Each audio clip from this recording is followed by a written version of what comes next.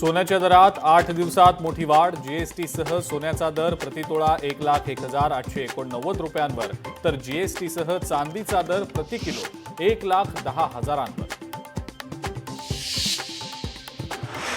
गंगापूर धरणाच्या पाणलोट क्षेत्रामध्ये संततधार पाऊस। सोमेश्वर धबधब्यानं धारण केलं रौद्र रूप। सोमेश्वर धबधब्यावर पर्यटकांची मोठी गर्दी। साताऱ्यातील कण्हेर धरणातनं 1500 क्युसेकनं पाण्याचा विसर्ग। वेण्णा नदी पात्रात विसर्ग। धरणाची पाणी पातळी नियंत्रित करण्यासाठी पाण्याचा विसर्ग। अमरावतीच्या तिवसा तालुक्याला बियाणांचा फास। 60 हेक्टरवरील बियाणं उगवलंच नाही। कृषी केंद्र आणि बियाणं कंपनीनं नुकसान भरपाई द्यावी, शेतकऱ्यांची मागणी। उल्हासनगरमधल्या छत्रपती शाहू महाराज उड्डाण पुलावर खड्डेच खड्डे। खड्ड्यांमुळे वाहन चालक त्रस्त।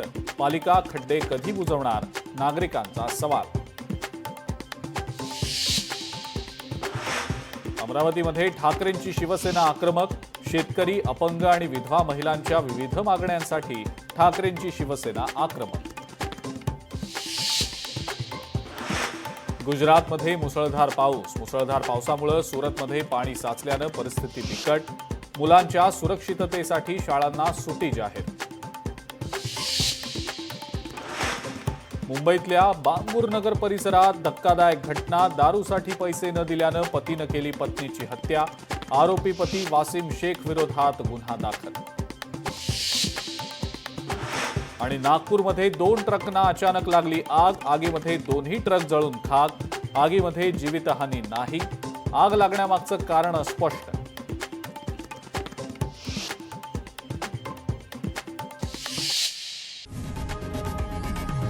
लोकशाही मराठी ऐका, पहा, जागरूक रहा।